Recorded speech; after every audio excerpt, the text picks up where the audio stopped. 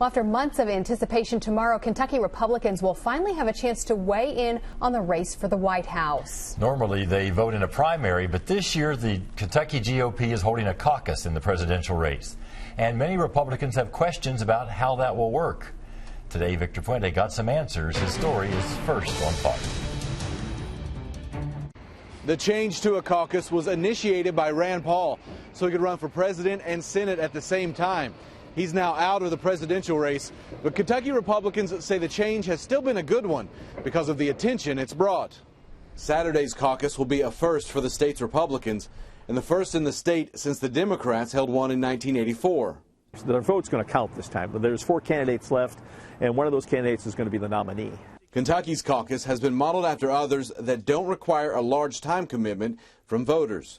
They don't have to stay. This isn't like Iowa where you need to be a couple-hour commitment. It's just you vote and then you can leave. Tom Hearn is in charge of the caucus location at Northeast Christian Church in Lexington. He says they plan on putting up signs letting people know who is still actually in the race.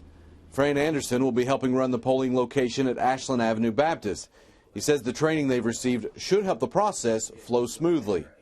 Well, I think it's been great. I think it's been exciting. You know, Kentucky now can be a player in selecting the next president of the United States, or at least who's going to represent the Republican Party, and that's never been before, really, because we're always 2 months later, and it's really pretty much decided. 111 of Kentucky's 120 counties will have caucus locations. Most will only have one. Party leaders say they won't know for sure if the change is a positive one until tomorrow is over, but so far they've appreciated the effects. I'd like to be relevant, and I don't know if the end of May voting is going to be relevant to the primary. Voting opens tomorrow morning at 10 a.m., and party leaders tell me that anyone who is still in line at 4 p.m. when the polls close will get to vote. In Lexington, Victor Puente, Fox 56 10 o'clock news.